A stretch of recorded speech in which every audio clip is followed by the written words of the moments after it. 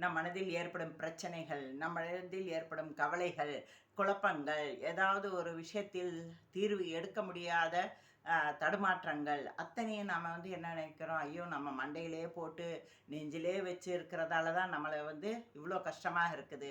யார்ட்டயாவது சொல்லிறணும். அப்படி சொன்னா தான் நம்மளுக்கு இது மனசு லேசாக இருக்கும்.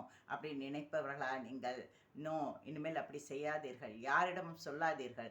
நம்மளுடைய பிரச்சனைகளை, நம்மளுடைய கவலைகளை, நம்மளுடைய குழப்பங்களை மற்றவர்களுக்கு கூறினால், அவர்களுக்கு அது நியூஸாக தான் இருக்கும். அவர்கள் மற்றவர்களுக்கு பிரேக்கிங் நியூஸாக பரப்புவார்கள்.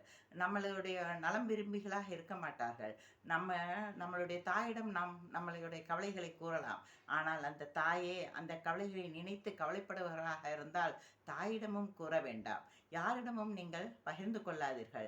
அல்லாவிடம் உங்களுடைய பாவங்களுக்கு மன்னிப்பு கேட்டு அழுது மன்றாடி அவனிடம் முறையிடுங்கள்.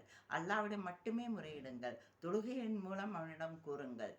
தஹஜ்ஜுத் தொழுகையின் மூலம் தனிமையில் அவனிடம் பேசுங்கள். இஸ்திகாரா நமாஸ் படித்து உங்களுடைய கவலைகளுக்கு, உங்களுடைய குழப்பங்களுக்கு தீர்வு காணுங்கள். யாரிடமும் நீங்கள் உங்களுடைய கவலைகளை கூற வேண்டாம். அஸ்ஸலாமு அலைக்கும் வரஹ்மத்துல்லாஹி வபரகாத்துஹு.